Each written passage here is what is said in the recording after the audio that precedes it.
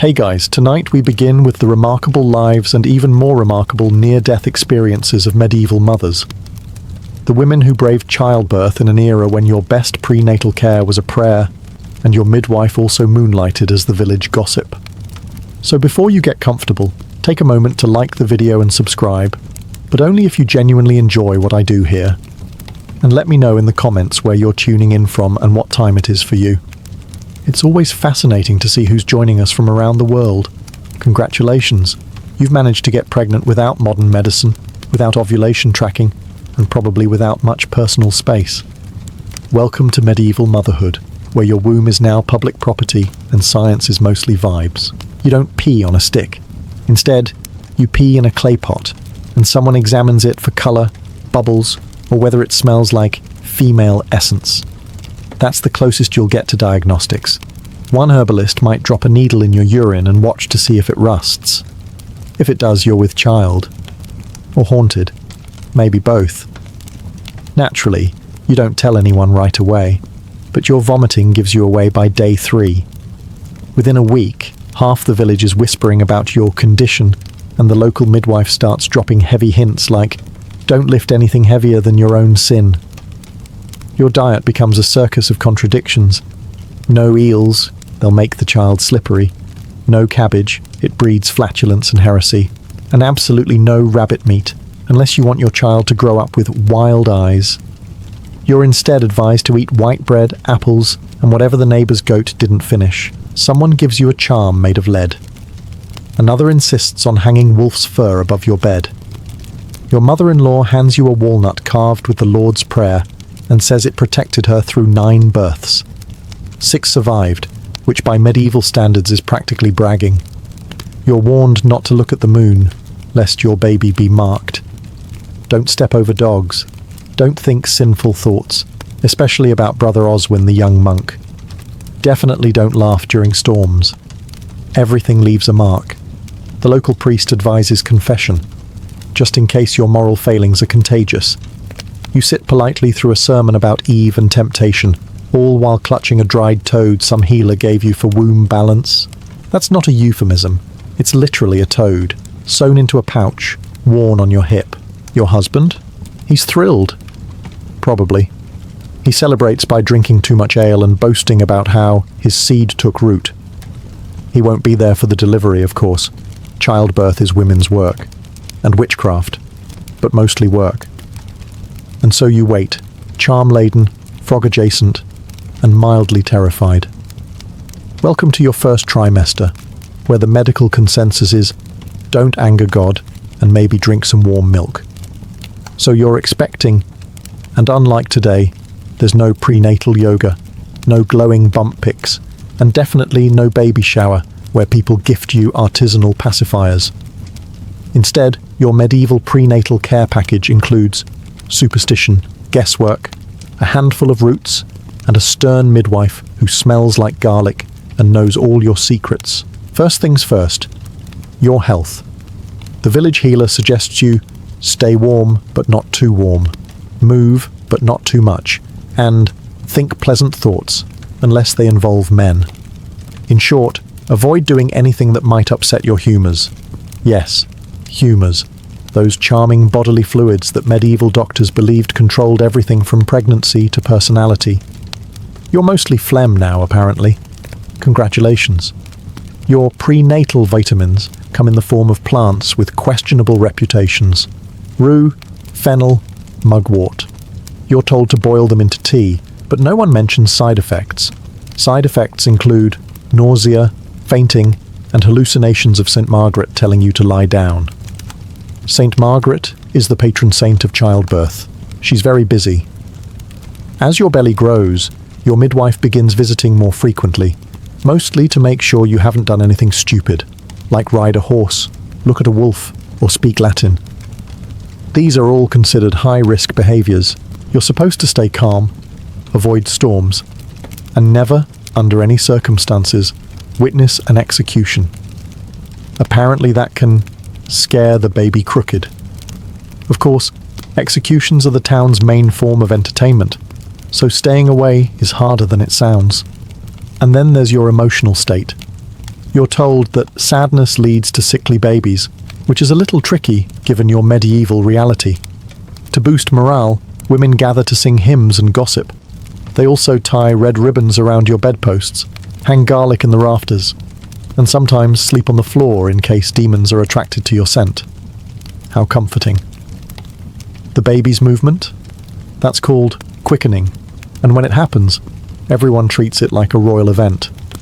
You're congratulated, kissed, and possibly sprinkled with holy water just to be safe. The midwife nods sagely and mutters, "A strong one. Probably not cursed." You spend your final months waddling around, avoiding stairs and trying not to sneeze too hard lest it trigger labour. And remember, no baths. You don't want to loosen anything. The big day has arrived. Not that you were given an ETA. There's no due date here. Just general groaning and a strong suspicion that if you drop a turnip, the baby might fall out too. Congratulations. It's time to be ushered into the sacred space known as the birthing chamber, which is, to be clear, just your bedroom, but darker, sweatier, and inexplicably filled with women carrying herbs. First step, block out the light. Windows are covered, candles are dimmed, and no man is allowed inside. Why? Because bright light is thought to confuse the baby, or summon demons, or make you sin with your eyes. It's unclear.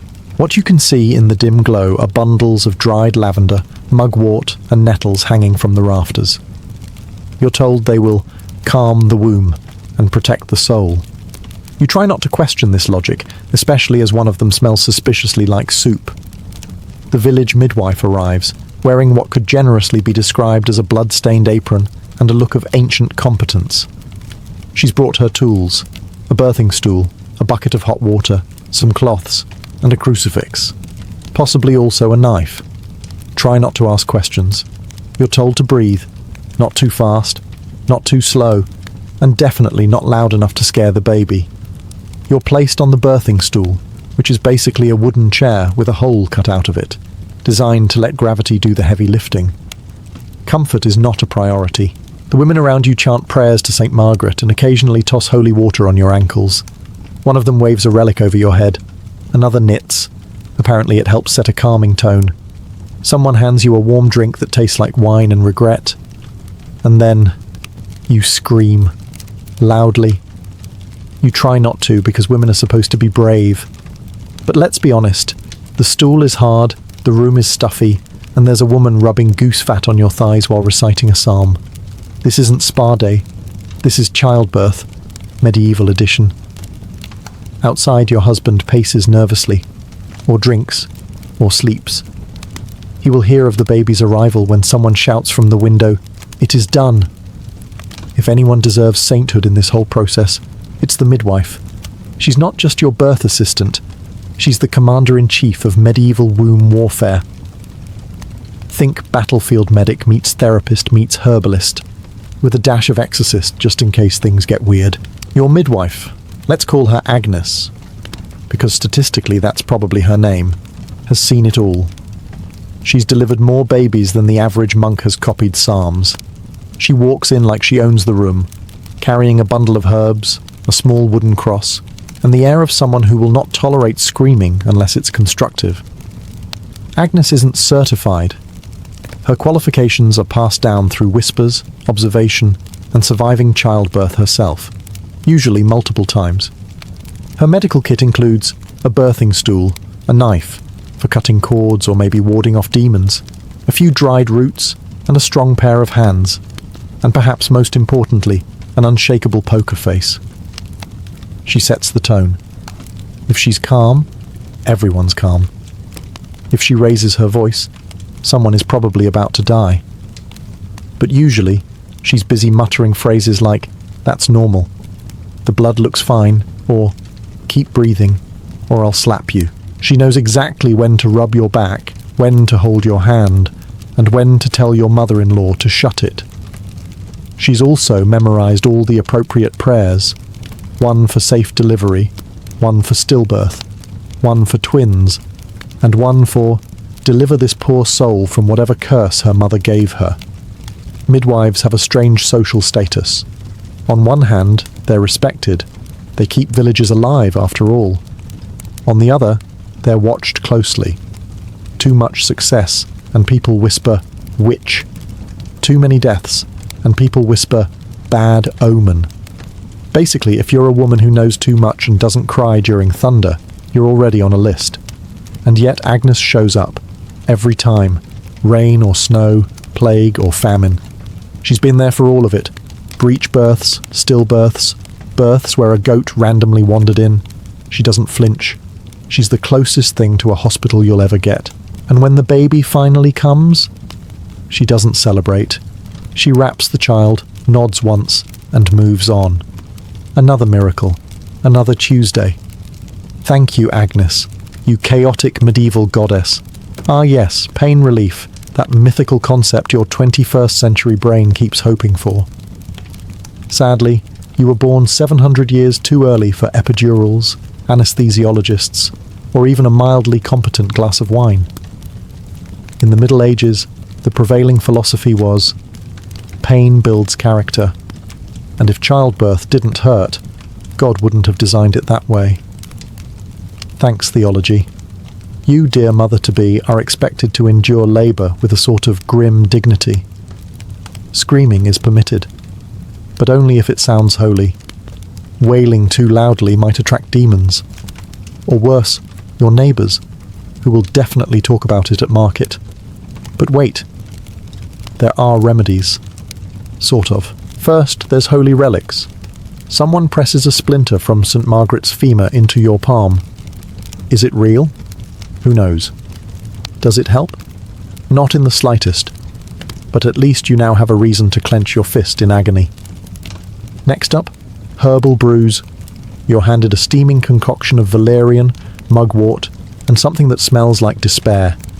It tastes worse than it smells, and halfway through drinking it, you begin to wonder if pain relief just means distracting your taste buds while your uterus stages a coup. You might also be encouraged to bite on leather, wood, or a tightly woven cloth. Not for medical purposes, of course. It just keeps you from scaring the other pregnant women. For those suffering particularly long labours, there's the old favourite, chanting the right prayers at the right volume in hopes that God will fast-track your case through divine triage. Bonus points if a priest is nearby.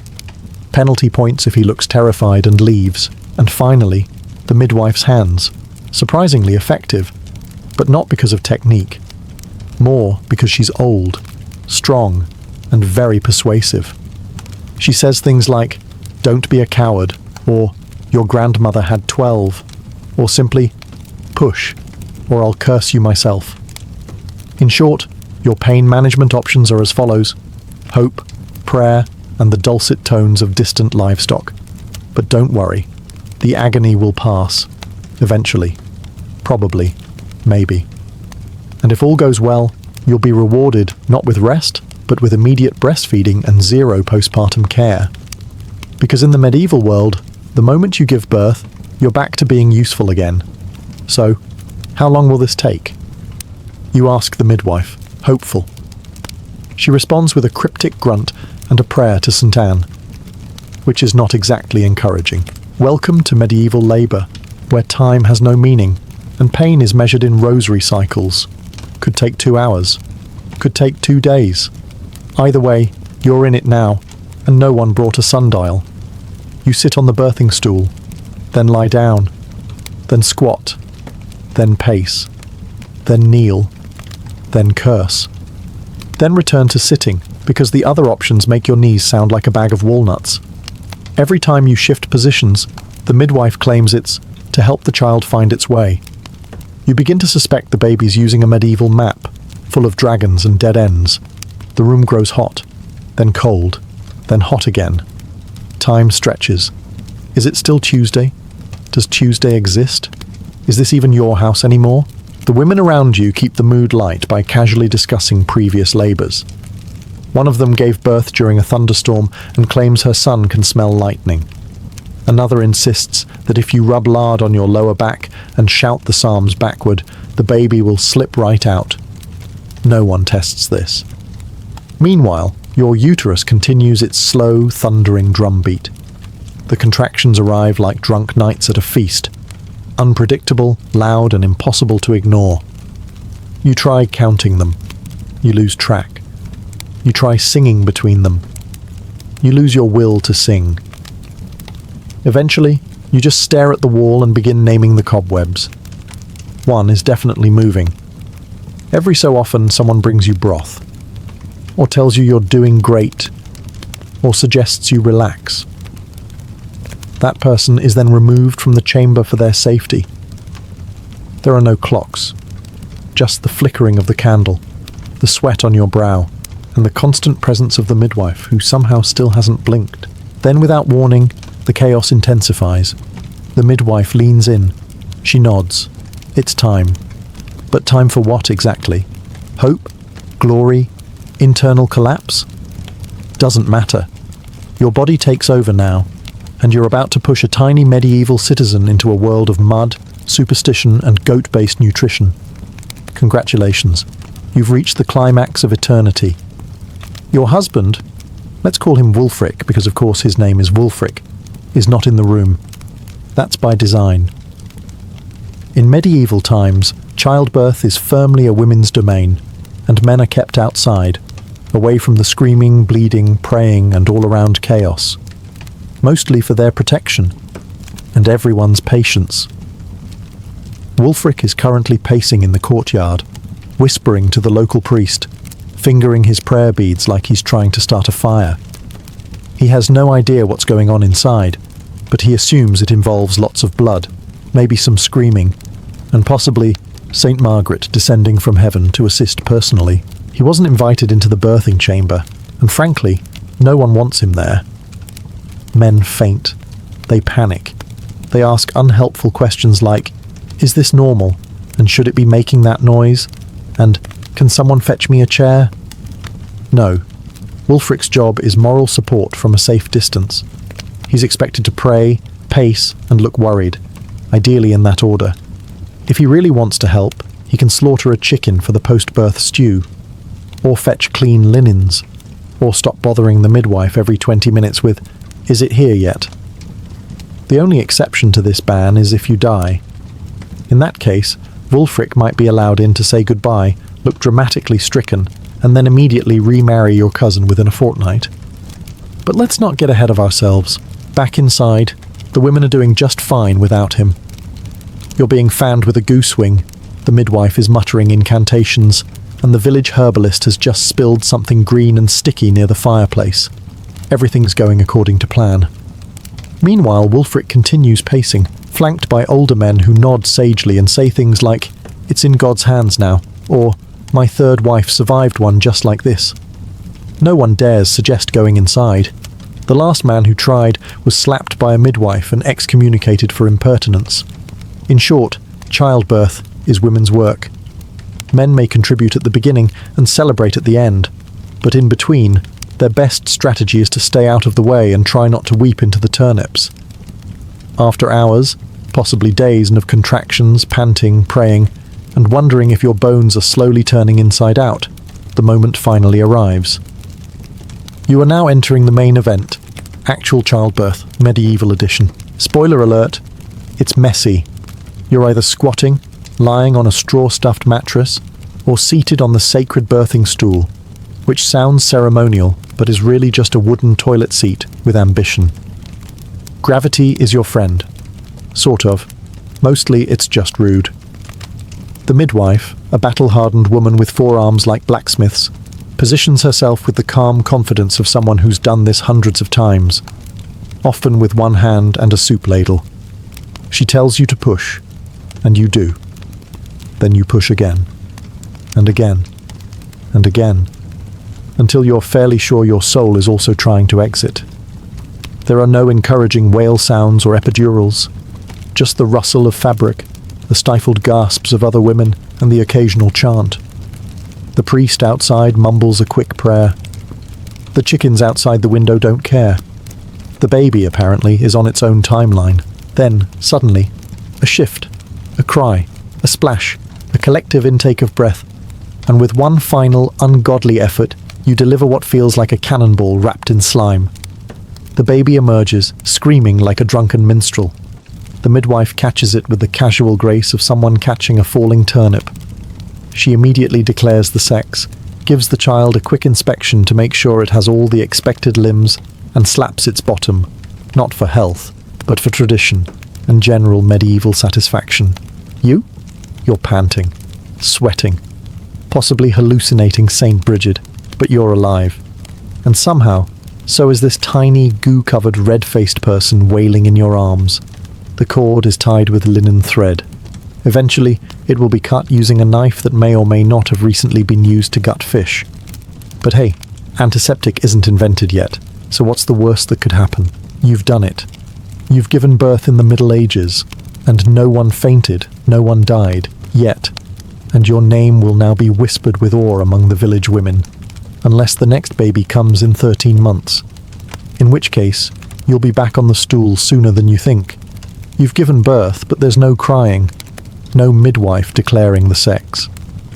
Just silence. In medieval times, stillbirths are tragically common, and terrifying not only for emotional reasons but spiritual ones.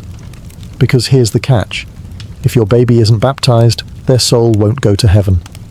It might not even make it to purgatory. Instead, they end up in limbo, which is like a cosmic waiting room with no toys, no snacks, and no exit. Naturally, this causes panic. The midwife immediately shifts from calm birth attendant to emergency priest in training. She dashes for the holy water, or at least water someone once called holy. If there's none around, wine, river water, or spit will do in a pinch. The theology is flexible when salvation's on the line.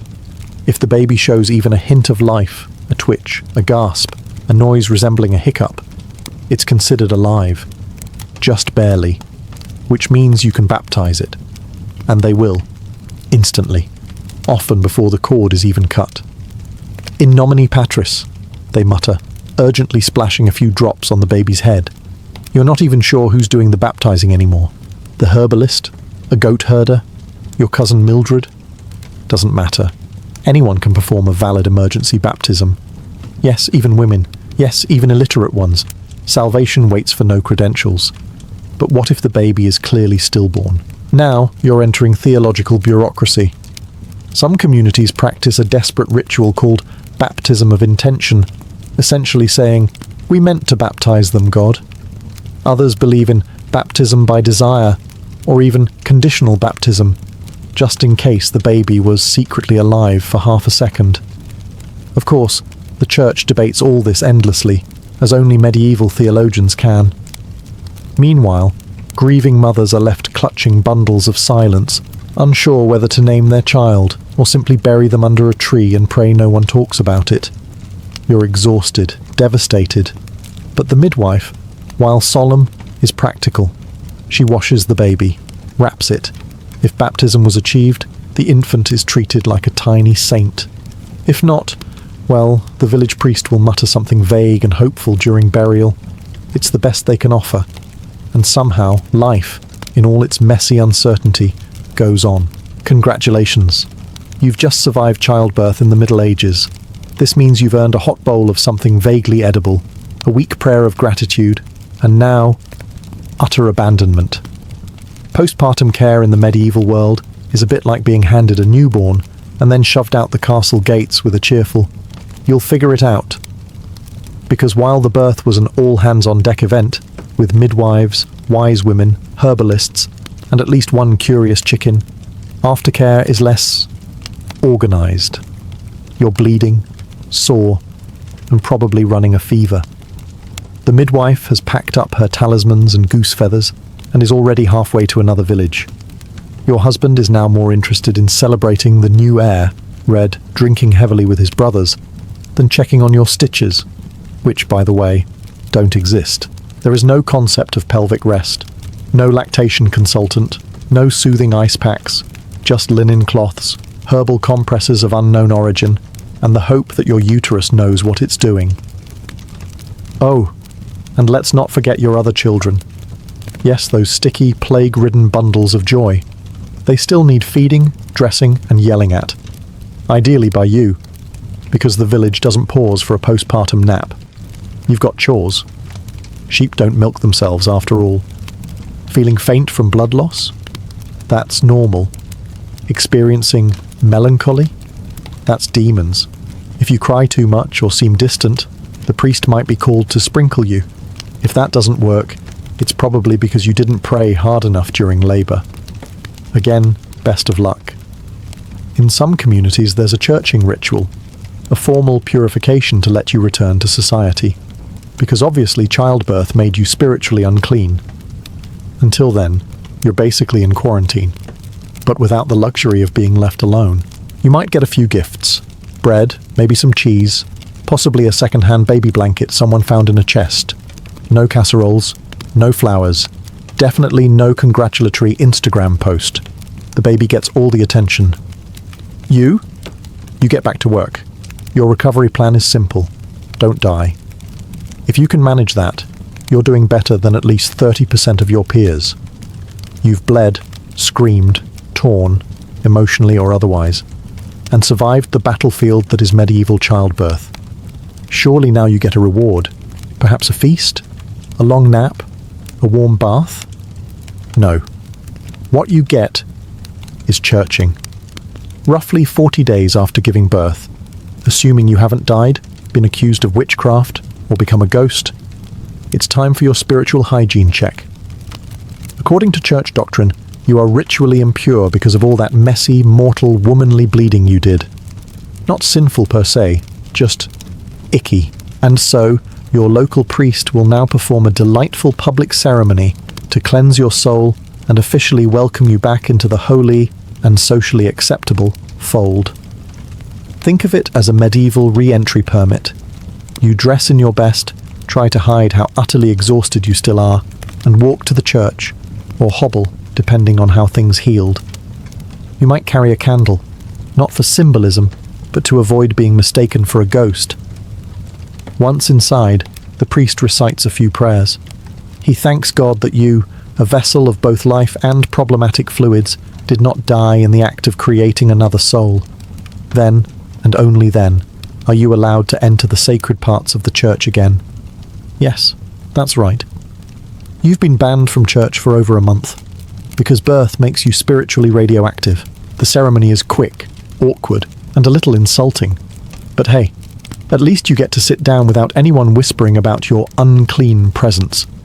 It's also your first real social outing since childbirth, so you smile through the nonsense, nod during the psalms, and pretend the whole thing isn't just a sanctified version of "go wash your hands." Some women, ironically, look forward to churching. Not for the purity, but because it means they can leave the house without being accused of tempting demons or spoiling the crops with their aura. Afterward, you're a free woman again, free to go to mass, free to walk in the marketplace, and tragically, free to become pregnant again. The cycle has been reset. God has forgiven your uterus. The villagers stop side-eyeing you, and you can now touch holy water without anyone hissing. Progress. You've named the baby, baptized it, and you've even managed a few hours of sleep that didn't involve hallucinating St. Margaret riding a goat. You might be thinking, we made it. Not so fast.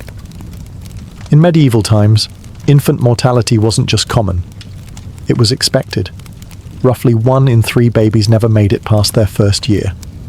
Your village might have more tiny graves than living toddlers, and you'll quickly learn why most people didn't bother stitching the baby's name into anything until the 2nd birthday.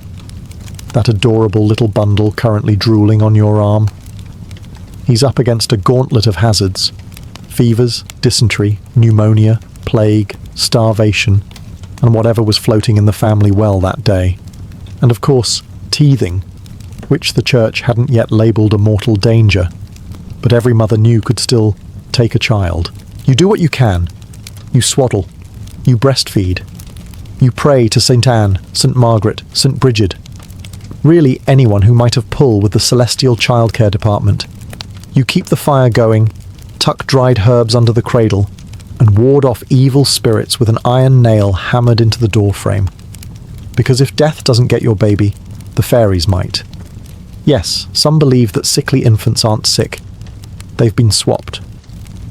A healthy baby stolen by woodland creatures and replaced with a changeling. Solutions vary. You might leave the baby overnight on a dung heap to scare the fairies off, or hold them over fire while reciting the Lord's Prayer. It's not medicine, but hey, it's medieval parenting. If your baby dies, you'll bury them quietly. There are no grief counsellors, no casseroles, just a small wooden marker and a whisper to the priest. If the child was baptized, you can take some comfort knowing they're now in heaven. If not, well, the theology's murkier, and yet somehow families keep trying. You might name the next child the same as the last. Recycling names like hand-me-down shoes. No one blinks. Grief is so woven into the fabric of life that it's practically embroidery. So yes, don't get too attached, but do. Because love is defiant, even when the odds are laughably unfair. And in the medieval world, surviving infancy is the real miracle. Welcome to the next phase of medieval motherhood, feeding the baby, also known as attempting to keep the tiny human alive using two leaky, unregulated medieval devices strapped to your chest. If you're lucky, your milk comes in. If not, you're already behind on medieval parenting's impossible checklist. Breastfeeding is the default, but it's also something of a gamble, like trying to churn butter with anxiety and no sleep. You try. You really do. You sit by the hearth, baby latched maybe, midwife shouting advice like a medieval lactation coach with no formal training but plenty of opinions. Rub goose fat on the nipples. Avoid cold bread. Pray to St. Agatha. She had her breasts removed, so she'll understand. Some days it works. Other days, the baby wails and your breasts feel like stone. Which brings us to wet nurses. If you're a noblewoman, or just very desperate and have a few coins to spare, you may outsource your milk supply. Wet nurses are women who've recently given birth themselves and now serve as professional human bottles. This arrangement is both practical and fraught with class-based tension, jealousy, and a strong scent of goat. Hiring a wet nurse comes with rules. She must not have sex. It'll spoil the milk. She must not eat garlic. Same reason. And she definitely mustn't get too attached to your baby, because heaven forbid someone show consistent affection. She's basically the Uber Eats of the feudal era, but with moral warnings from the church and far more saliva. If you're not rich, you might try animal milk. Cow, goat, or, in one ill-fated case, pig. But without refrigeration or sterilization, it's really just an elegant way to invite dysentery into the cradle. Feeding schedules? There aren't any. You feed when the baby cries or when your breasts start leaking through your only chemise. Growth charts don't exist. You eyeball it. He seems less shriveled than yesterday is about as scientific as it gets. And let's not even begin to discuss weaning. That's a whole separate gamble involving gruel, chewed bread, and occasionally wine-soaked cloth. Still, if your baby is gaining weight, breathing steadily, and not vomiting up demons, you're probably winning. You've survived childbirth, avoided infection, navigated wet nurses and ghost babies, and even been officially uncleaned by the church. Surely now you can enjoy a few peaceful years of parenting? Absolutely not. Because this is the Middle Ages, and your uterus is seen less as a personal organ and more as a communal production facility. You are expected to conceive again. Soon. Preferably before you've even fully healed from the last one. There is no concept of family planning, unless you count the family planning to just hope for a boy this time. Contraception, when it exists, ranges from unreliable to flat-out disturbing. Things like sheep intestines, bitter herbs, or vague prayers to saints who are notably not gynecologists. Your husband, meanwhile, has been very patient. A full 40 days of abstinence while you were ritually impure. And now he's ready to resume his noble duties, which mostly involves lying down and contributing approximately 30 seconds of effort to the next potential heir. You, on the other hand, just managed to stop leaking from all available body parts and were really hoping for a year off, maybe a pilgrimage, or a nap. But no, the clock has reset, and your fertility is once again the village's favourite topic. If you're lucky, you'll go a few months without quickening, That's the medieval euphemism for fetal movement, not an enchanted Highlander duel. But don't get too comfortable. Statistically, you'll be pregnant again within 18 months. Your midwife is already making mental notes. The priest's eyes twitch every time you walk into church, as if he's wondering how soon he'll be sprinkling holy water on another screaming red blob. And your older children are now being trained to help raise their future siblings. Because that's what siblings are for. Free labour and funeral attendance. You've entered the rhythm of medieval motherhood, a dance between diapers, death, and divine forgiveness. And there's no exit until menopause or plague. And yet, despite the pain, danger, and absolutely bonkers medical advice, you press on. Maybe because of faith, maybe because of love, or maybe because it's the 14th century and there's not much else to do. Either way, the cycle begins again. Cue the ominous lute music. You're exhausted, stitched, sore, and vaguely sticky. But somehow, there's a baby in your arms. A real, living one. Breathing, squirming, screaming like it owns the place. And despite everything, the herbs, the prayers, the curses, the blood, the unhelpful menfolk standing outside, it's here, alive. And that's a miracle. Because in the Middle Ages, childbirth was a bit like medieval dice. You rolled, and you hoped not to land on death by fever, breech horror, or possession by womb spirits. The church might have said it was divine providence, but any woman who survived it knew better. This was survival against all odds, stitched together with instinct and sheer stubbornness. The midwife, bless her sharp elbows, pats your head like a proud blacksmith inspecting her finest horseshoe. The priest offers a half smile, clearly unsure whether to say congratulations or thank God you're not dead. You glance down at this red, squishy creature and think, how on earth do I keep you alive? You have no manuals, no pediatricians, no baby monitors. Just intuition, breast milk, and an ancient talisman dangling near the cradle to keep demons at bay. Parenting, but medieval edition. And yet, something inside you knows you'll try, again and again. Because even though your world is filled with mud, firewood, and diseases with names that sound like tavern curses, this tiny heartbeat changes everything. It's hope bundled in linen, a future wrapped in mashed peas and potential. Soon, the neighbours will arrive with bread, superstitions, and unsolicited advice. The wet nurse will show up. You'll be told to avoid eels, butter, strong emotions, and songs in minor key. All for the baby's health, of course. You'll try to make sense of it. But for now, in this flickering half-light, you breathe. You cradle. You cry a little. Because for all the superstition and sorrow you made it, and if someone asks you how it felt, really felt, you'll never quite have the words. Because in a world where everything is dangerous and nothing is guaranteed, birth wasn't just a process. It was a rebellion, a miracle. Every time. Picture yourself in the middle of the 19th century. You're standing in the heart of Manchester or Birmingham, and the world smells like coal smoke and damp wool. The Industrial Revolution has locked you into a routine of 12-hour shifts, smog-choked skies, and streets so filthy that the idea of fresh air feels like a myth. For most working families, leisure doesn't exist, until one piece of technology changes everything: the railway.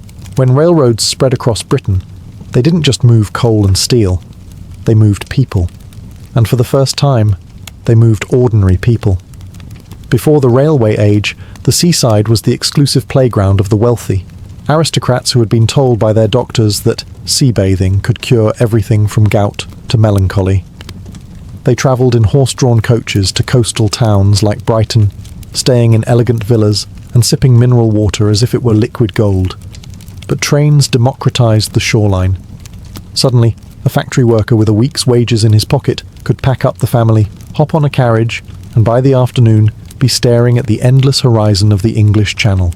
Brighton was the first star of this new leisure culture, thanks in no small part to the Prince Regent, later King George IV, who had turned the town into his playground decades earlier, with the exotic onion-domed Royal Pavilion.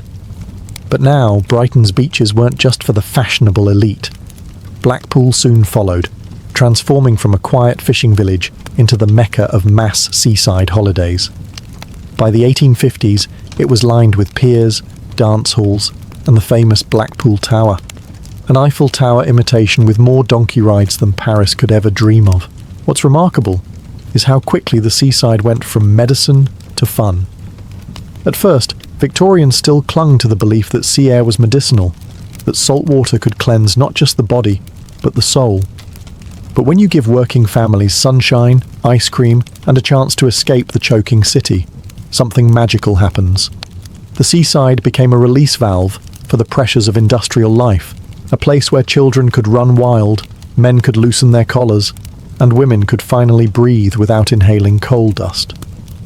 The seaside holiday was born not in the mansions of the aristocracy, but in the steam and smoke of the railway age, and Britain would never look at leisure the same way again. Once trains made the coast accessible, seaside towns were transformed almost overnight. Places that had been sleepy fishing villages or modest spa towns suddenly found themselves overrun with day trippers, weekend families, and vacationing clerks eager to trade soot for salt air. Entrepreneurs wasted no time. They built piers that stretched dramatically into the sea, not just as docking platforms, but as playgrounds, lined with tea rooms, arcades, concert halls, and even small theatres. A stroll down the pier became as much a part of the holiday ritual as paddling in the surf. Blackpool is the perfect example of this transformation. Before the railway, it was little more than a cluster of cottages on the Lancashire coast. But once the tracks connected it to the industrial towns of northern England, Blackpool reinvented itself. By the 1870s, it boasted the famous North Pier, followed by Central and South Piers, each adding its own blend of entertainment, brass bands, fortune tellers, and even early amusement rides. Eventually, the iconic Blackpool Tower would rise, modelled after Paris's Eiffel Tower, dominating the skyline and drawing in millions of visitors. Brighton too leaned into its royal glamour. It had long basked in the glow of George IV's Royal Pavilion, but now it became a fashionable hub for both the wealthy and the working classes. Its promenade bustled with visitors in their Sunday best, women in long dresses with parasols and men tipping their hats, while vendors shouted about oysters, sweets and seaside souvenirs. For Victorians, these resorts represented something new: leisure as a commodity. This was the first time entire towns were built not for work, not for worship, but for play. Everything was designed to entertain, distract, and delight. Families could rent a modest boarding house, eat fish and chips wrapped in paper, and feel for a few days like they belonged to a different world. The strict rules of industrial life, the bell of the factory, the relentless hours, gave way to a more playful rhythm of donkey rides, seaside bands, and ice cream eaten before dinner. And perhaps most importantly, seaside resorts gave Victorians something they had never really experienced before: the idea of escape, a physical and psychological break from the grind of their everyday existence. Whether for a day trip or a fortnight, the seaside holiday created a new culture of fun, one that promised refreshment, laughter, and just a touch of sand in your shoes. If there's one image that sums up Victorian seaside culture, it's the bathing machine. These odd little wooden huts on wheels looked a bit like oversized garden sheds, except they were designed to roll straight into the sea. Why? Because Victorians had an obsession with modesty that extended even to splashing in the waves. For women in particular, bathing in public was a delicate matter. Society demanded that female bodies remain hidden, yet doctors and holiday guides swore by the health benefits of sea bathing. The solution? A horse, or sometimes sheer manpower, would haul the bathing machine down the sand and into the shallows. Inside, a woman could discreetly change into her voluminous bathing costume, which looked more like a layered dress than swimwear. When ready, she would step out directly into the water, shielded from curious onlookers by the structure itself. Some bathing machines were luxurious, outfitted with steps, handrails, and even curtains to ensure maximum discretion. Others were little more than rickety boxes. For men, the rules were looser. At some resorts, they were allowed to strip down to the waist and run straight into the waves. But even then, Victorian etiquette usually demanded some form of modest costume. The days of modern bikinis were, needless to say, still a century away. The real enforcers of seaside morality were the so-called dippers. These attendants, often strong women in coastal towns, helped guide bathers into the surf, sometimes quite literally dragging them into the waves for maximum invigoration. To a Victorian bather, the cold shock of the sea was believed to jolt the system into better health. To us, it probably felt more like punishment. Bathing machines soon became iconic features of every respectable beach. In Brighton, Scarborough, and Blackpool, they lined the shores like caravans at a festival. Holidaymakers accepted them not just as practical, but as essential. Without them, the whole notion of a family-friendly seaside outing would have been scandalous. Of course, the strictness of the rules began to loosen by the late Victorian era. Resorts that catered to working-class families were more relaxed, and young people soon found ways to flirt, splash, and enjoy the waves beyond the eyes of propriety. Still, the bathing machine stands as a perfect symbol of Victorian seaside life.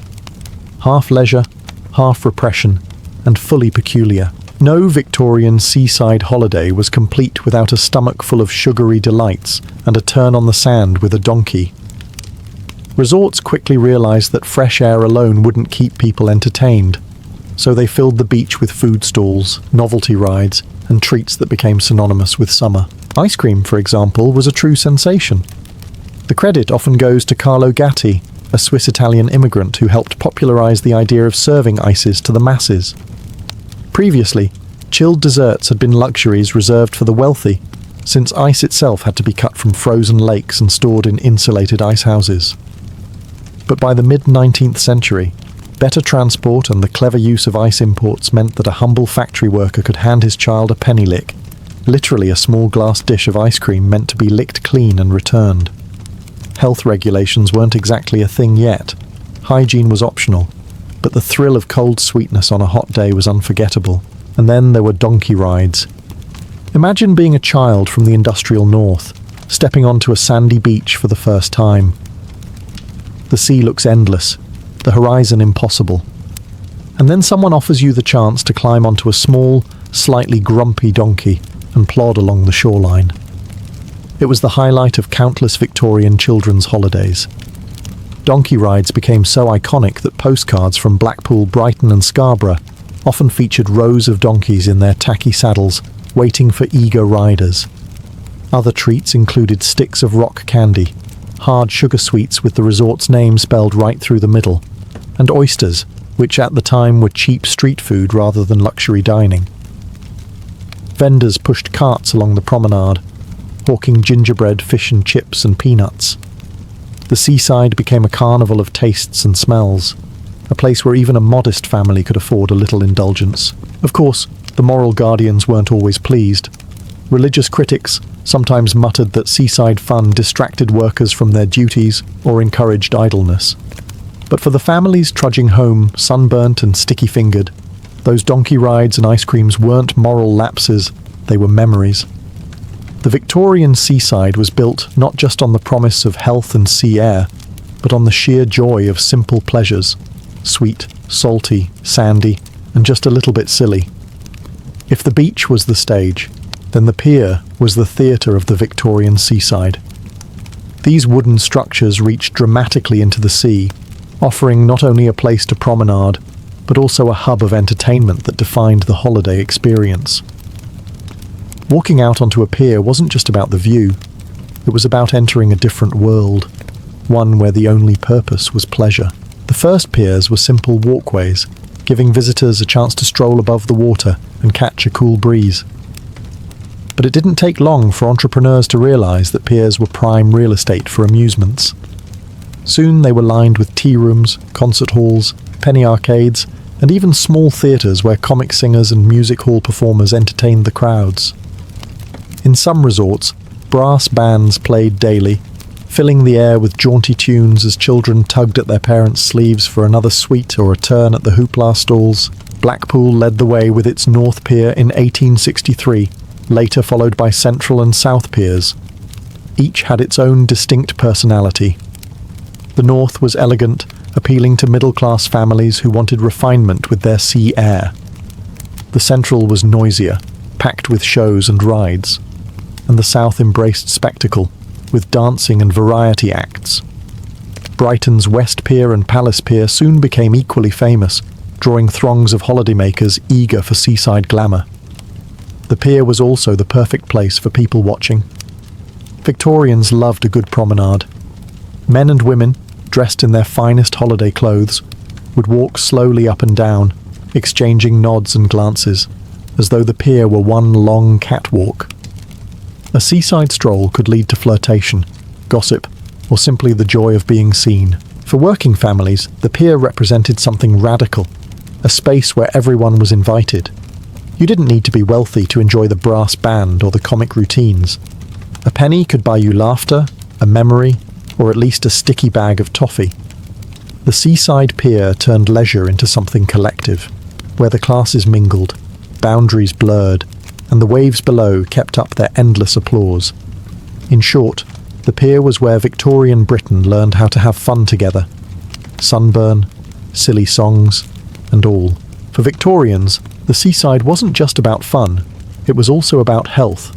In fact, the whole seaside craze began with doctors recommending salt water and sea air as miracle cures. Long before donkey rides and sticks of rock candy, the beach was a kind of outdoor hospital. Physicians claimed that a plunge into the cold waves could strengthen the constitution, clear the lungs, and even calm the nerves. Parents were told to bring sickly children to the coast, convinced the bracing winds could restore weak bodies. But this medical angle was always entangled with morality. A seaside holiday had to be respectable. That meant strict rules on how one behaved on the beach. Men and women were often segregated into different bathing areas. Even walking along the promenade came with a code of conduct. Ladies with parasols, men in suits, no bare skin except for hands and faces. Resorts wanted to attract families, not scandal, and yet the seaside also tempted people to relax social rules. It was one of the few places where men and women of different classes might mingle in the same space, united by a craving for sunshine and a paddle in the sea. For religious reformers and moral watchdogs, this was alarming. Some sermons thundered that seaside resorts encouraged frivolity, vanity, and even sin. Young couples strolling along the pier or sharing a bag of sweets were viewed with suspicion, as if sugar and sea spray could lead to moral collapse. Still, for most Victorians, the seaside cure was both physical and emotional. Escaping the smoke-filled towns, feeling the sun on their faces, and hearing the crash of waves was a kind of therapy. Even if the medical claims were exaggerated, the relief was real. Families returned home healthier in spirit, if not in body, ready to face the grind of factory life once more. In this way, the seaside became a strange blend of doctor's prescription and family playground. It promised both virtue and indulgence, a place where you could heal your lungs with salt air, but also ruin your teeth with peppermint rock. And perhaps that paradox was exactly why it worked. Victorian Britain was obsessed with class, and nowhere was this more visible than at the seaside. The train may have opened the coast to everyone, but how you experienced it depended entirely on your place in the social hierarchy. For the upper and middle classes, the seaside was an opportunity to display refinement. They stayed in elegant hotels, rented well-furnished houses, and promenaded in carefully tailored clothes. At Brighton, the fashionable could still bask in the aura of royal patronage, strolling past the onion domes of the pavilion, or enjoying exclusive concerts. The pier, for them, was a place to be seen as much as to see, an outdoor stage where appearance mattered. Working-class families, by contrast, had a very different holiday. They might cram into cheap boarding houses, sleep several to a room, and eat simple meals of bread, cheese, and fish bought from street vendors. Their leisure was louder and more physical. Donkey rides for the children, fairground amusements, and dancing in packed halls. Blackpool became their capital, offering entertainment that didn't require deep pockets. For many factory workers, just walking barefoot on sand was luxury enough. Naturally, the classes sometimes rubbed shoulders, and not always comfortably. Middle-class visitors complained about the rowdiness of working-class holidaymakers. Too much drinking, too much singing, too much laughter. But there was no escaping the fact that the seaside was one of the few spaces where class barriers softened. A clerk and a mill worker might both ride the same donkey or lick the same sticky ice cream. The waves at least didn't care about social rank, yet resorts also learned to separate clientele. Some beaches designated specific areas, quiet zones for the well-to-do, livelier stretches for the masses. Boarding houses advertised themselves as respectable, a coded term meaning no working-class lodgers. Even the piers developed identities, refined promenades for some, noisy arcades for others. Still, the seaside hinted at a new kind of social mixing. For a brief holiday week, families who rarely left their industrial towns found themselves alongside lawyers, doctors and merchants, all chasing the same sea air. It wasn't equality, but it was proximity. And for Victorian Britain, that alone was remarkable. The seaside was both a mirror of class divides and a rare space where they could blur, however awkwardly, under the glare of the summer sun. For Victorian children, the seaside was nothing short of paradise. At home, their lives were often cramped and disciplined. In the factory towns, streets were dirty, play was limited, and fresh air was scarce. But on the beach, suddenly, there was space to run, water to splash in, and an endless supply of sand waiting to be moulded into castles.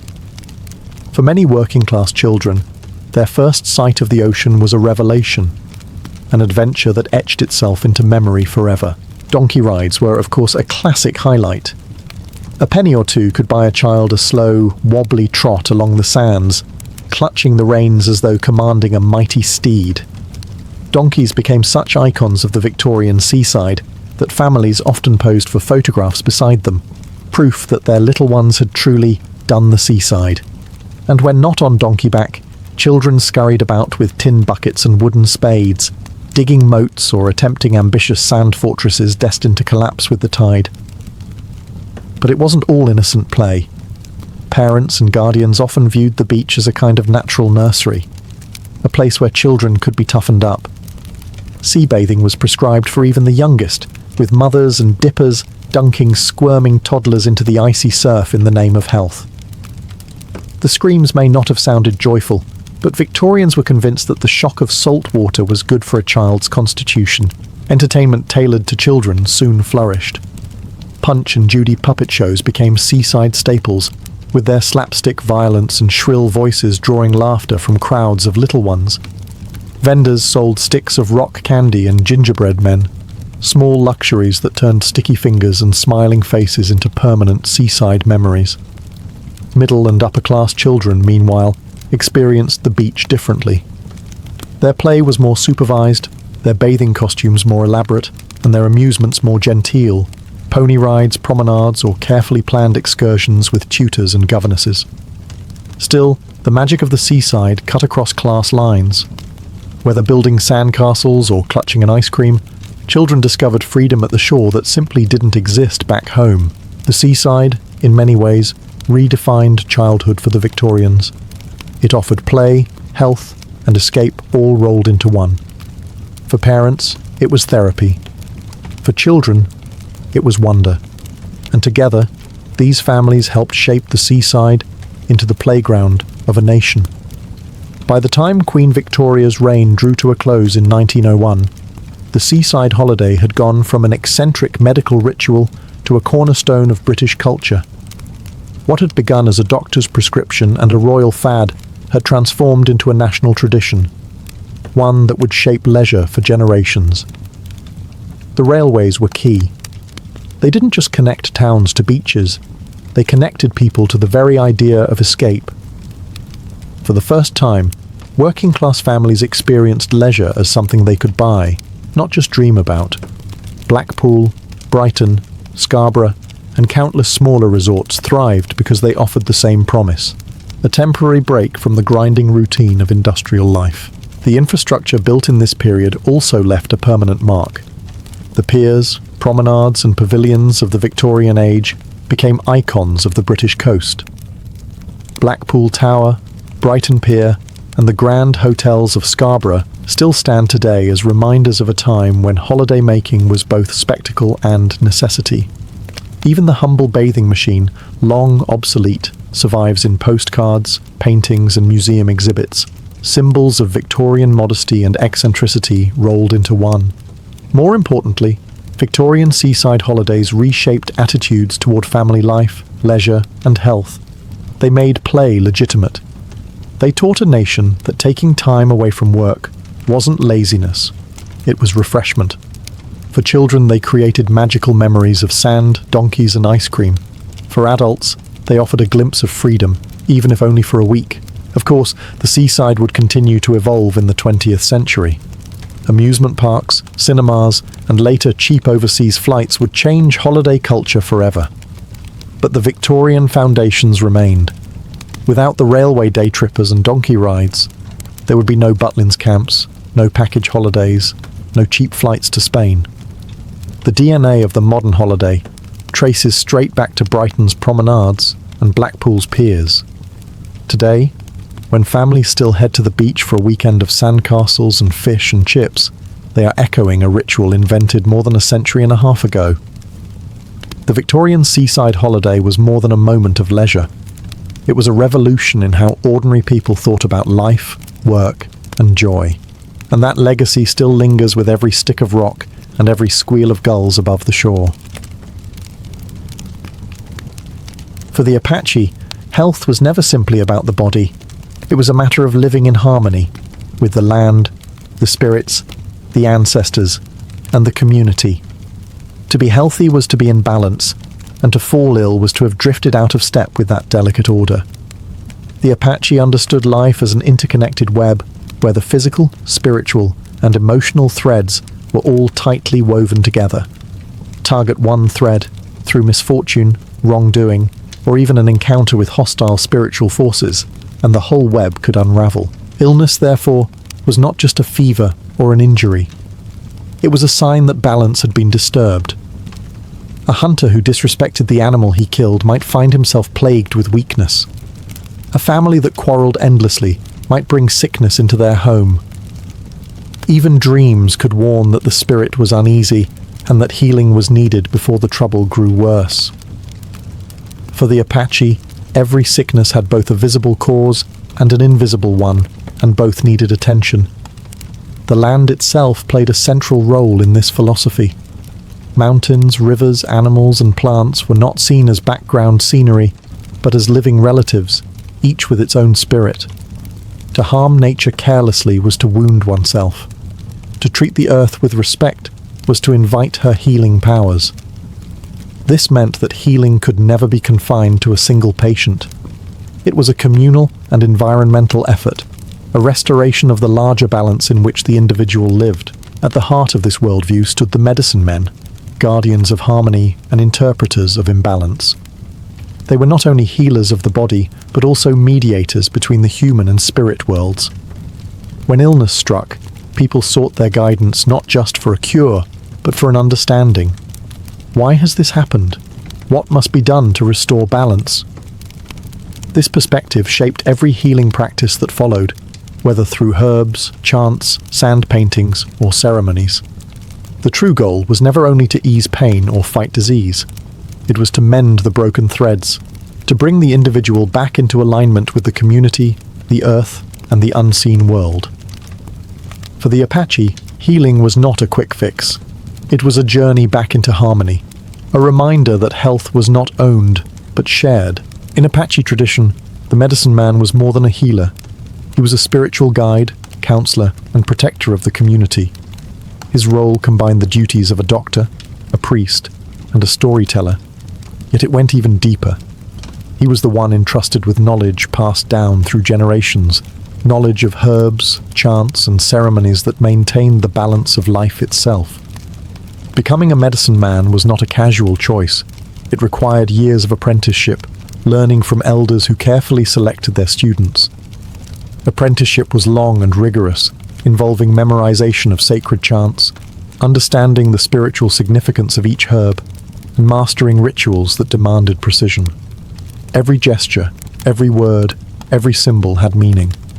A mistake could lessen the power of a ceremony, or worse, invite harm instead of healing. Medicine men were also chosen for their calling. Sometimes, a vision or dream signaled that an individual was destined for this path. Illness or a brush with death could also mark someone as spiritually gifted, believed to have touched the world of the spirits and returned with new insight. From that moment, their life became dedicated to serving others. Their responsibilities extended far beyond the sick room. A medicine man might be asked to bless a hunting party, protect warriors before battle, or preside over ceremonies marking life's milestones. He maintained the songs and stories that linked the Apache to their ancestors and to the natural world. His chants weren't simply words, they were bridges between realms, calls to the spirit forces that governed health and harmony. The community placed immense trust in medicine men, yet they carried heavy burdens. Healing was not always guaranteed, and failure could bring doubt or blame. Still, the medicine man was a central figure, embodying both hope and continuity. His presence reminded people that sickness, loss, or fear were never faced alone. There was always someone standing between them and the unseen, striving to bring balance back. In the Apache worldview, medicine men were not miracle workers in the Western sense. They were guardians of tradition, channels of sacred knowledge, and keepers of balance. Their power came not from themselves, but from their ability to align human life with the greater harmony of the universe. Among the Apache, the natural world was not just a backdrop, it was a pharmacy, a sacred storehouse of medicine. Every plant, root, and mineral had potential power, and the knowledge of how to use them was carefully preserved by medicine men and women. Healing the body often began with healing herbs, gathered respectfully from the land. Plants were chosen not only for their physical properties, but also for their spiritual associations. For example, sage was used to cleanse and purify, both in body and in spirit. Juniper berries could treat stomach troubles, but were also burned to ward off negative forces. Yucca, a plant with deep roots in Apache daily life, provided soap, shampoo, and poultices for wounds. Each plant was seen as a living ally, with its own spirit, deserving of gratitude and care when harvested. Preparation of these remedies was never casual. Herbs might be brewed into teas, ground into powders, or applied as poultices to the skin, but they were rarely administered alone. A medicine man would often combine them with prayer, song, or ritual, ensuring that the treatment worked on both the physical and spiritual levels. Healing was never considered complete unless both body and spirit were addressed together. The act of gathering the herbs was itself part of the ceremony. Plants were often collected at certain times of day or specific phases of the moon in locations believed to hold particular power. Offerings, such as a pinch of cornmeal or a whispered prayer, were left as thanks. This reciprocity underscored a key Apache belief. Taking medicine from the earth required respect and balance, not exploitation. What might strike outsiders as folk remedies were in fact part of a sophisticated system of knowledge. Generations of observation, trial, and spiritual practice informed which plant healed which ailment. And while Western medicine often dismissed such traditions as superstition, many of these herbs did indeed contain healing compounds later discovered by science. But for the Apache, the plants were never merely chemicals. They were living partners in the act of healing, and to use them without prayer or respect was to miss the point entirely. Healing with herbs was not just about curing sickness, it was about restoring harmony between humans and the natural world. In Apache healing, words were never just words. Spoken or sung with intention, they became medicine in their own right. Chants and sacred songs were believed to carry power, bridges between the human and the spiritual realms. To heal the body, the spirit had to be called into harmony, and chants were the language that made this possible. A healing chant was not improvised. Each song was part of a carefully preserved tradition, passed down through generations of medicine men. Some chants lasted only a few minutes, while others could extend through long ceremonies, unfolding in rhythmic patterns that mirrored the cycles of nature. The rising of the sun, the phases of the moon, the flowing of rivers. The words themselves were often combined with sounds that imitated the natural world. Bird calls, rustling winds, the steady beat of a drum echoing a heartbeat. Chants were used for different purposes. Some were prayers for protection, sung before hunts or battles. Others were designed to cure specific ailments, calling upon spiritual forces to drive out sickness. Still others were ceremonial, tied to major rituals like the sunrise dance, which marked a girl's passage into womanhood and was filled with songs celebrating renewal and strength. Importantly, these chants weren't just performed to the patient, they involved the community. Families and friends might join in, reinforcing the sense that healing was not an individual struggle, but a collective act of support. To hear the chant was to be reminded that one was not alone in illness, but surrounded by harmony in sound. The power of these songs was amplified by belief. The Apache understood that words shaped reality. To speak was to call something into being. A chant wasn't magic in the sense of tricks, but in the sense of alignment. It ordered the world, set things right. Combined with herbs, sand paintings, or ritual acts, chants were the thread that tied all parts of healing together. Even today, many Apache songs endure. They continue to be sung at ceremonies, carrying forward the same conviction that sound, rhythm, and sacred words can restore balance. In the Apache worldview, to heal with song is to remind the body, the spirit, and the community that they are one. Among the Apache, healing was never just about herbs and chants. It was also about images. Sand paintings, created with colored powders of crushed stone, pollen, charcoal, and clay, became sacred tools in ceremonies designed to restore balance. They were not decorative art in the modern sense, but living prayers drawn upon the earth itself. A sand painting was usually made on the ground of a ceremonial lodge or an outdoor space prepared for ritual. Medicine men, assisted by apprentices, would carefully scatter colored sands to form intricate patterns of figures, animals, and sacred symbols. Every line, every shade, carried meaning. These images represented the spiritual forces that governed health, holy beings, animals of power, and symbols of the four directions. By recreating these images, the healer invited these forces into the ritual, calling them to intervene in the patient's illness. The patient would often be placed directly upon the painting, seated or lying in its center. In this way, the image became a kind of spiritual map, placing the sick person within a restored order of the universe. Chants and prayers accompanied the act, activating the design and weaving it into the larger ceremony. What made sand paintings so powerful was their impermanence. Once the healing was complete, the painting was destroyed, its sand brushed away or scattered to the wind. This act symbolized the transitory nature of sickness itself. Illness did not belong to the patient forever. It could be erased, just as the image was. The destruction also ensured that the painting's sacred power could not be misused outside the ritual. The symbols themselves were drawn from Apache cosmology. Animals like the bear or eagle, sacred mountains, or the rainbow might appear, each bringing its own protective or healing influence.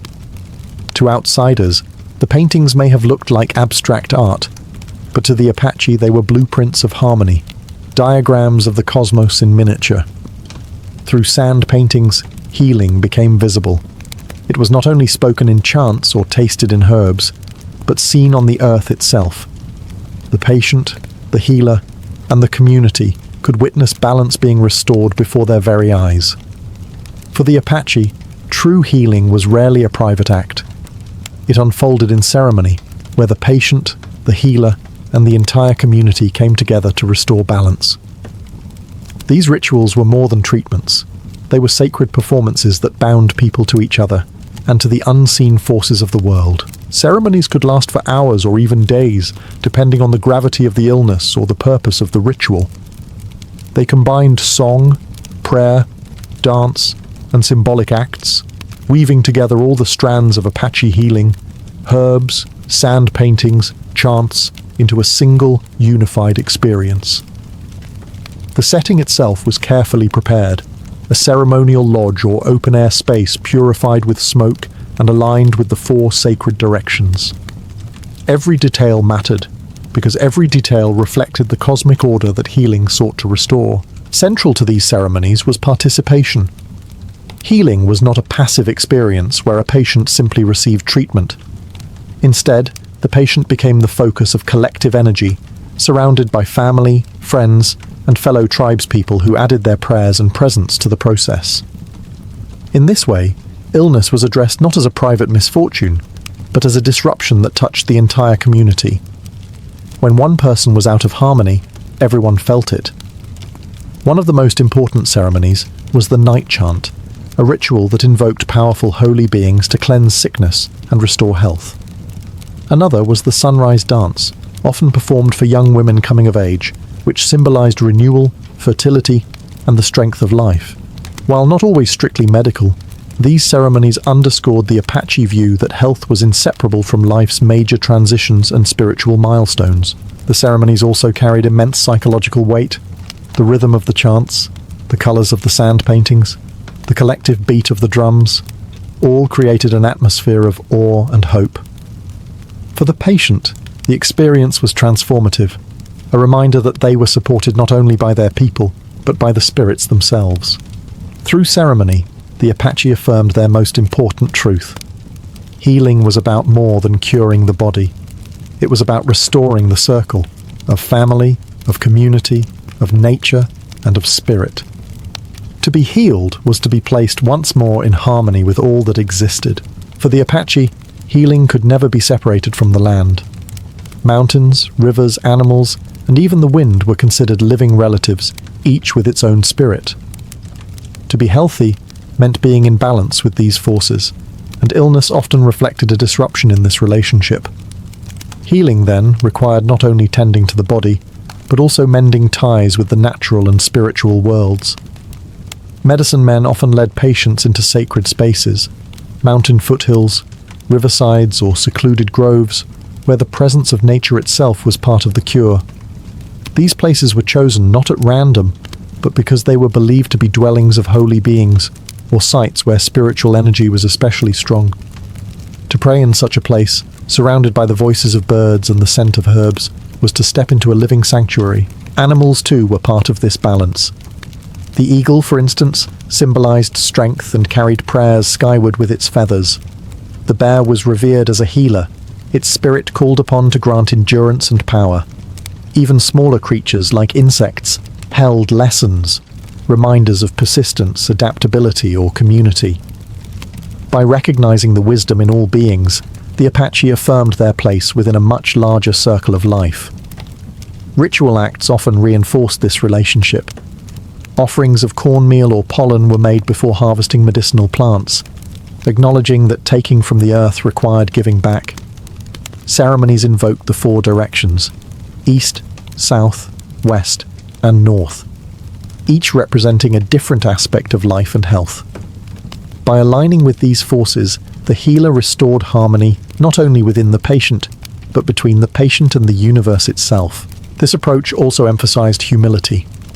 Humans were not masters of nature, but participants in a shared world. Illness was a sign that the balance of that world had been disturbed, whether through personal choices, community conflict, or even disrespect toward the land. Healing was therefore not about conquering disease, but about repairing relationships with self, with others, with the environment, and with the spirits that watched over all. Through this worldview, the Apache offered a profound lesson: that true health is not an individual possession, but a state of harmony sustained by every living connection. In Apache culture, illness was never borne by the patient alone. Sickness was seen as a disruption of harmony that touched the entire community, and so healing became a collective responsibility. Family, friends, and neighbors all took part in the process, ensuring that the patient was supported physically, emotionally, and spiritually. When someone fell ill, their family gathered not just to care for their body, but to provide constant presence and encouragement. Food was prepared communally, children were watched by relatives, and prayers were offered in unison. This solidarity lessened the burden of illness, reminding the patient that they were woven into a living network of care. Healing was as much about restoring bonds with loved ones as it was about easing pain. Ceremonies amplified this sense of togetherness. When chants were sung or sand paintings made, it was rarely a solitary act. Dozens of voices might join in the songs, their rhythms carrying the patient's spirit upward. The entire community became part of the ritual, each participant lending their strength to the restoration of harmony. This shared energy created a powerful psychological and spiritual atmosphere, one where the patient knew that they were not battling sickness in isolation. Children too were included in these rituals. They learned by watching, listening, and participating, ensuring that the traditions of healing and support passed naturally from one generation to the next. To grow up in this environment was to understand that health was communal, not individualistic. The community's involvement also reflected Apache values of reciprocity. Just as one person's illness could unsettle the group, so too could their healing strengthen it. When a patient recovered, gratitude was expressed not only to the spirits and the medicine man, but also to those who had stood by them. This cycle of mutual support created resilience, reinforcing the idea that no one could truly be well unless the community itself was balanced. In many ways, this collective healing was the greatest medicine of all. While herbs soothed and chants aligned the spirit, it was the steady presence of kin and neighbours that reminded each person of their place in the circle of life. Health was not a private achievement, it was a gift shared by all. Although centuries have passed and modern medicine now dominates much of the world, Apache healing traditions continue to endure, adapted, preserved, and remembered as a vital part of cultural identity. These practices are not relics locked in the past, but living traditions that still guide many Apache families in how they view health, balance, and the world around them. The emphasis on harmony between body, spirit, nature, and community remains deeply relevant today.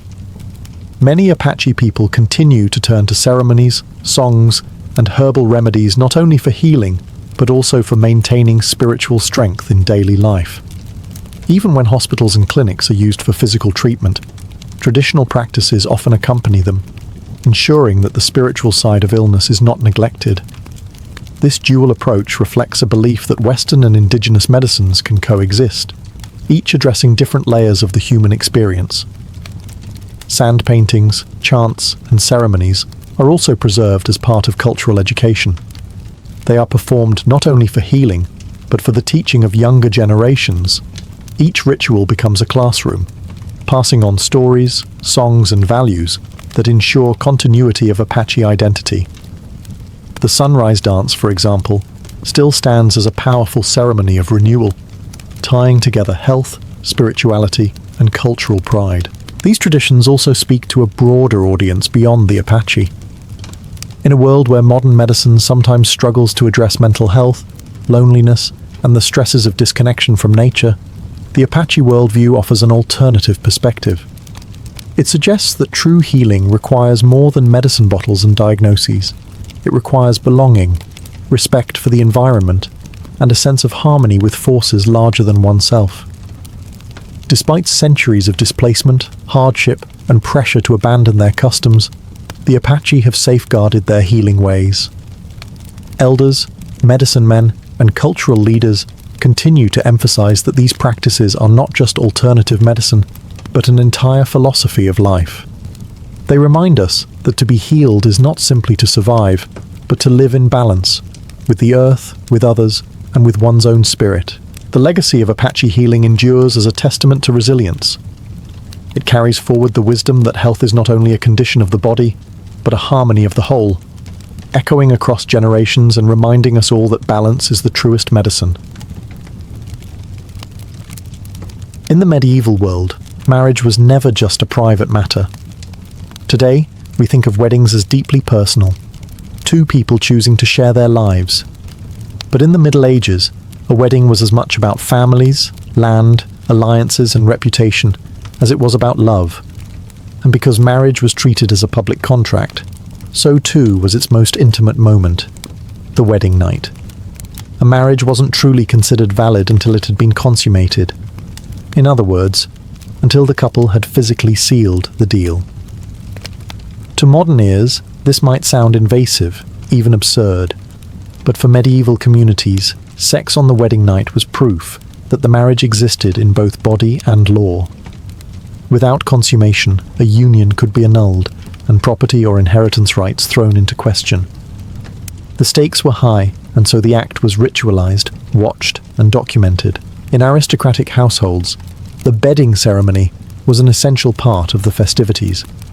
Guests often escorted the bride and groom to their chamber in a noisy procession filled with music, laughter, and bawdy jokes. Sometimes, relatives or attendants would literally tuck the couple into bed, pulling the covers up and offering blessings or teasing encouragement. In certain cases, witnesses were expected to remain in the room until the marriage was considered well and truly joined. Privacy was a luxury, and for newlyweds, it was often in very short supply. For peasants, the rituals were less formal, but no less communal. Villagers might gather outside the bridal chamber, singing ribald songs or banging pots to mark the occasion.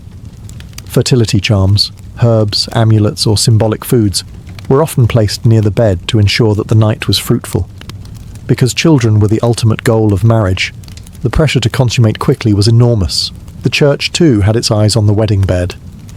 Priests preached that sex within marriage was not sinful but blessed, provided it was done with the intent of producing children. Yet rules abounded. Certain holy days prohibited intercourse, and certain positions were discouraged as improper. Even behind closed doors, the act was tightly policed by moral and spiritual expectations. In short, the medieval wedding night was never just about two people exploring intimacy. It was a public, ritualized event loaded with legal, religious, and social weight. The community had a stake in it, and the couple's first night together was treated less as a private memory and more as the final act of a binding contract. If there was one medieval ritual guaranteed to make the modern mind squirm, it was the bedding ceremony. For newlyweds, the first night together was less about whispered intimacy and more about being paraded, tucked in, and sometimes even observed by half the household. It was part comedy, part ritual, and very much a community event. In noble and royal weddings, the procession to the bedchamber was a performance in itself. Guests, often tipsy from hours of feasting, would accompany the couple through the halls with music, laughter, and teasing. Some sang bawdy songs, others shouted jokes or offered fertility blessings, while attendants carried torches to light the way. In some regions, the bride's shoes or stockings were stolen, supposedly ensuring fertility, though it mostly ensured a raucous chase. Once inside the chamber, the real ritual began. The couple was often undressed by attendants, sometimes down to their linen shirts, in full view of select witnesses. The bride was ceremoniously laid in bed first, followed by the groom, and the two were literally tucked in by friends and relatives.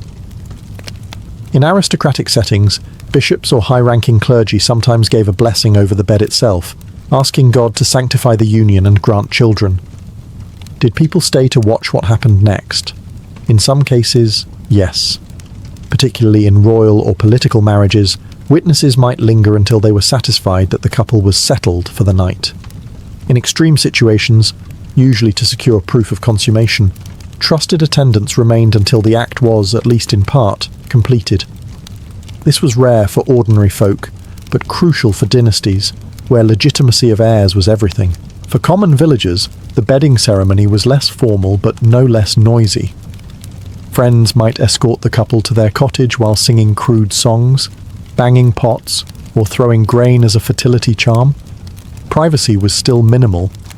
Neighbours might shout jokes through the window or sneak peeks to ensure the marriage was properly begun. To the medieval mind, all of this made perfect sense. Marriage was not private property, but a public contract, and the community had every right to ensure it was sealed. The bedding ceremony, however strange it appears to us, was seen as both protection and celebration. protection against doubts about legitimacy, and celebration of a union that bound two families, two fortunes, and hopefully the next generation. If the medieval wedding night was the grand finale of the day, then fertility was its headline act. The entire ritual of marriage revolved around producing children, and couples were surrounded, sometimes smothered, by charms, superstitions, and symbolic acts, meant to guarantee that the bride's womb would not remain empty for long. One of the most common practices was the use of fertility foods. Guests might scatter wheat, oats or barley on the marriage bed, symbols of abundance and new life. Bread and salt were also placed nearby to ward off bad luck and invite prosperity. Eggs, unsurprisingly, were associated with fertility, and in some regions, brides ate them before the wedding night to ensure conception. Honey, with its sticky sweetness, was consumed in large amounts, so much so that the very word honeymoon reflects this ancient association with marital fertility. Amulets and herbs were another layer of protection. Brides sometimes wore charms, stitched discreetly into their gowns or hidden in their jewellery. Rue, a bitter herb, was believed to protect against infertility and the evil eye, while rosemary was used to strengthen love and memory. In some households, sprigs of juniper or yarrow were tucked under the bed, said to encourage both passion and fertility. Superstitions extended even to timing. Certain nights were considered more auspicious for consummation, while others, especially those falling on holy days or during Lent, were strictly avoided. To ignore these rules was to risk misfortune not just for the couple, but for the children they might one day have. The Church reinforced this idea, preaching that sex had to be carefully ordered, even within marriage. The community, never far away, also played its part in these superstitions. Friends and neighbours might place charms on the bedchamber door, or sing songs filled with references to fertility. Some even pelted the bridal couple with nuts or seeds, both fertility symbols, as they were led to bed. Privacy was minimal, but encouragement was abundant. For medieval couples, these traditions were not seen as optional or quaint. They were essential. Failure to follow them risked more than social embarrassment. It risked childlessness, a devastating outcome in a world where lineage, labour and survival all depended on children being born. In the flickering torchlight of a medieval bridal chamber, fertility wasn't just hoped for. It was engineered, with charms, foods and rituals meant to make sure the marriage bed did what it was meant to do. In medieval Europe, no aspect of marriage escaped the gaze of the Church, and the wedding night was no exception. While villages and noble households had their fertility charms and raucous bedding rituals, the Church insisted on being the ultimate authority in defining what counted as proper consummation. To them, sex within marriage was not only a private act, but a sacred duty. The Church's stance was clear. The purpose of marital sex was procreation. Pleasure for its own sake was frowned upon, and any act that strayed from this reproductive mission was labelled sinful. Priests preached sermons that spelled out the rules of marital intimacy. Certain days of the week and liturgical seasons, such as Lent, Advent, or major feast days, were strictly off limits. To break these taboos was to risk spiritual punishment, even if it meant delaying consummation. Even the mechanics of the act were policed. The missionary position, with the man on top, was preached as the only acceptable method, as it was thought to reflect natural order. Other positions were condemned as improper, or even against nature. Manuals circulated among clerics described, in startling detail, what couples could and could not do in bed. While it's doubtful every couple followed these prescriptions to the letter, the Church's influence loomed large, shaping attitudes and anxieties around intimacy. Confession also played a role. Newlyweds who strayed from these expectations could be questioned about their bedroom practices, making the wedding night not entirely private, even in the years that followed.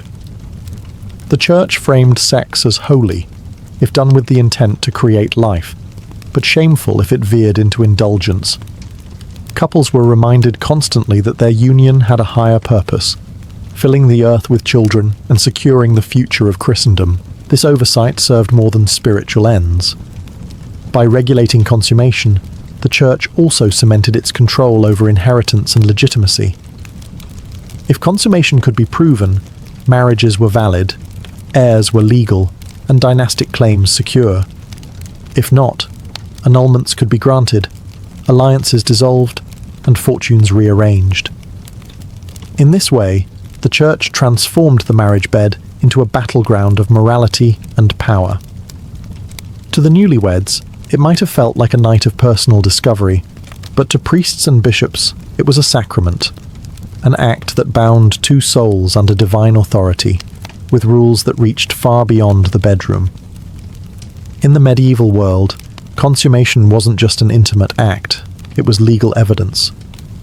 The moment two bodies came together, a marriage passed from ceremony into binding contract. And because dynasties, inheritances, and land depended on that contract, proving consummation sometimes became a matter of politics, not privacy. Among royalty and nobility, witnesses were not merely tradition, they were insurance. Trusted attendants, midwives, or even clerics might remain in the room until they could swear that the couple had shared the bed as husband and wife. In the most high-stakes cases, like royal marriages, proof of consummation could determine whether an heir was legitimate or a marriage annulled. A king or noble might use failure to consummate as grounds to escape an unwanted alliance. Conversely, a bride's family needed evidence to ensure their daughter's union and their political advantage was secure. Physical tokens often came into play. The bridal sheets, once stained with blood, were sometimes displayed as proof that the marriage had been consummated and the bride was indeed a virgin. Families could preserve these linens as evidence in disputes. While this practice varied across regions, its existence highlights how invasive and public the private act became. A single sheet could mean the difference between an unshakable marriage bond and a scandal that rocked kingdoms. For peasants, the politics were less dramatic, but still real.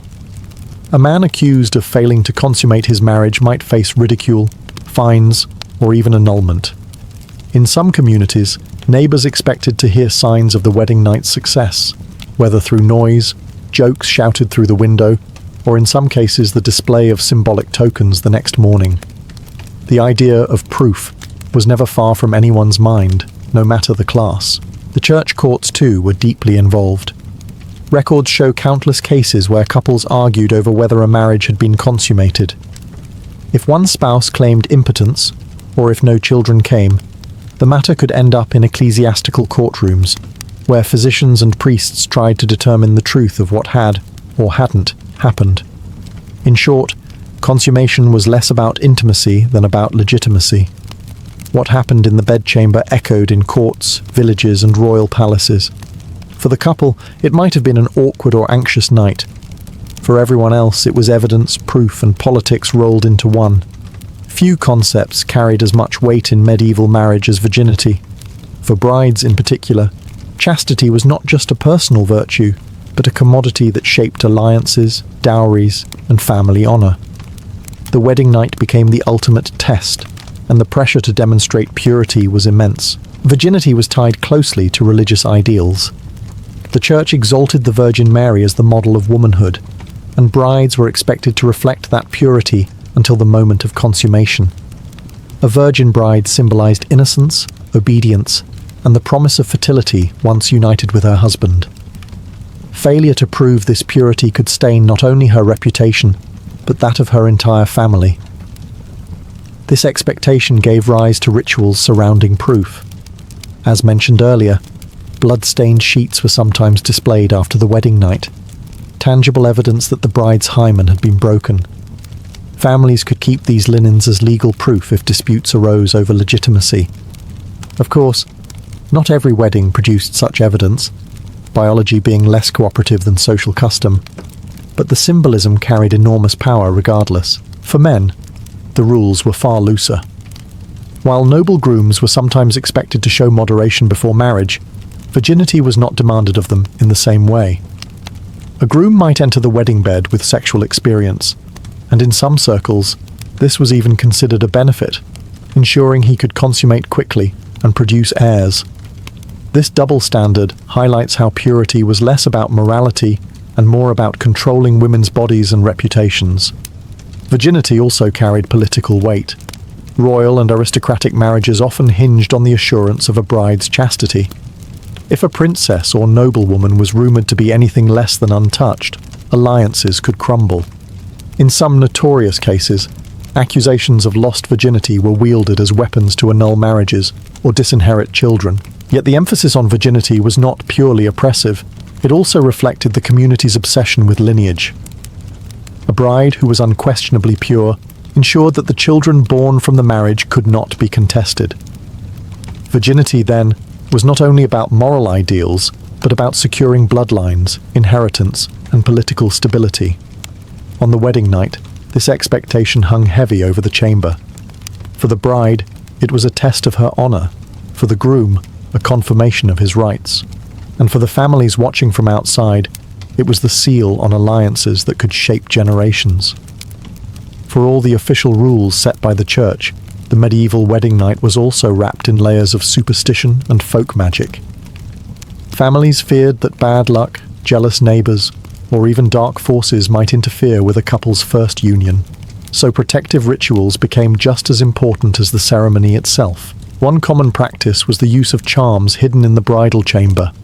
Herbs like rue, rosemary, or yarrow were tucked beneath the mattress or woven into garlands hung over the bed. Each plant carried symbolic power.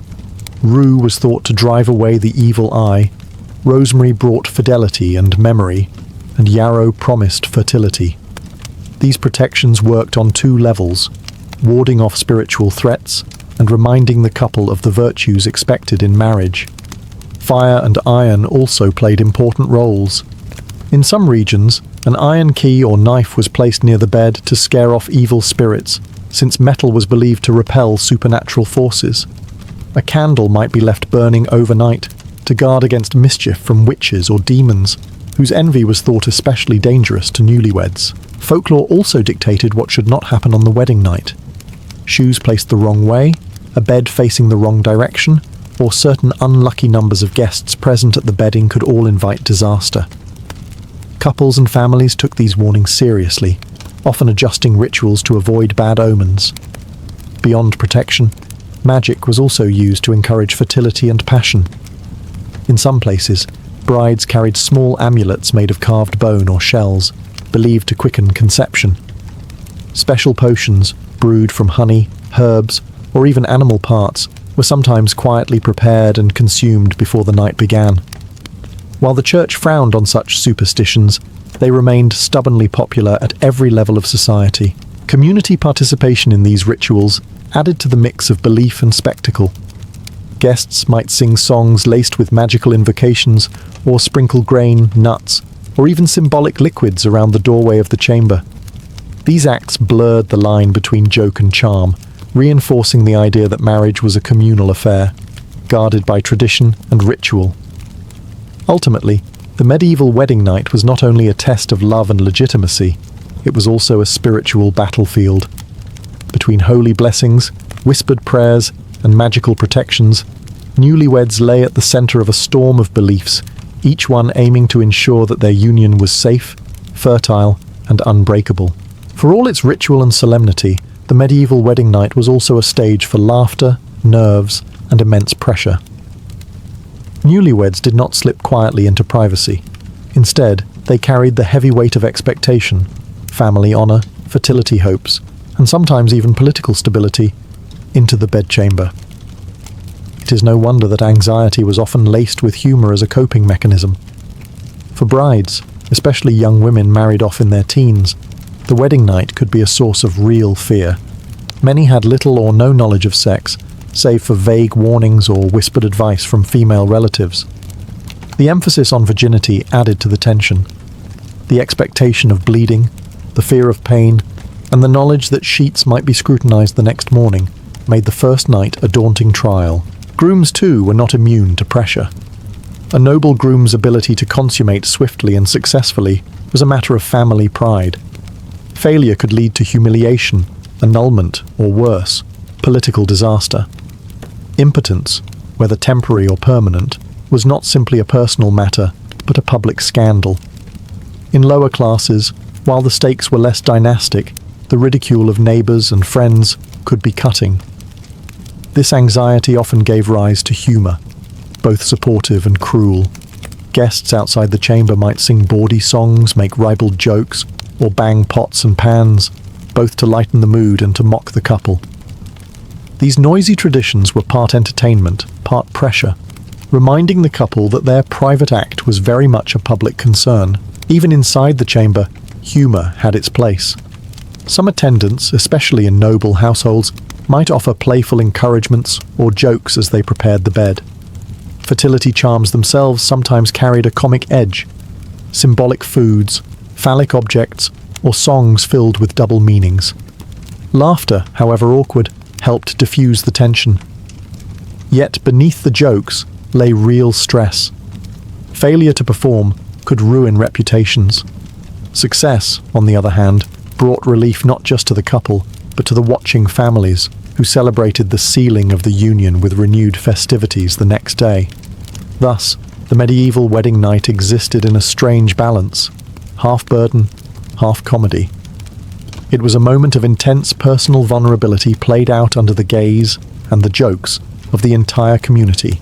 By the late Middle Ages, many of the more extreme rituals surrounding the wedding night began to soften, but the legacy of these traditions left an indelible mark on European marriage culture. What began as a highly public, ritualized moment gradually shifted towards something more private, though traces of the old customs lingered for centuries. Among the nobility, bedding ceremonies remained common well into the Renaissance, particularly in dynastic marriages where politics demanded proof of consummation. Royal weddings in France, England, and the Holy Roman Empire often ended with a formal bedding, complete with clergy blessings and witnesses ensuring that the marriage had officially begun. But over time, even monarchs sought more privacy, and the practice of staying to watch fell out of fashion, replaced by symbolic gestures rather than literal observation. In villages and towns, noisy traditions like serenading, pot banging, or tossing grain at the bridal chamber slowly gave way to lighter customs. Humour and fertility symbols persisted, but the level of intrusion waned. Instead of neighbours demanding proof, communities celebrated the couple the next day with feasts, dances, or games, trusting that the union had been properly sealed. The church, meanwhile, continued to exert influence, but even its grip relaxed in practice. Confessors still reminded couples of approved times and positions, but enforcement became more symbolic than literal.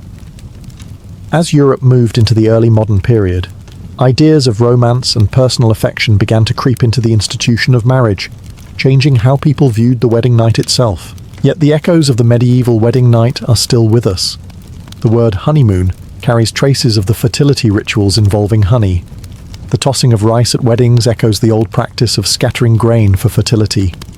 Even the focus on the first night as a significant milestone reflects the medieval insistence that consummation was the true seal of marriage. Looking back, the medieval wedding night was a strange mix: sacred duty, political contract, fertility ritual, and community entertainment. To the people of the time, none of this seemed invasive. It was simply how marriages were secured and celebrated. For us, it's a reminder of how much marriage has always been shaped not just by love, but by the social, religious, and cultural forces of the world around it.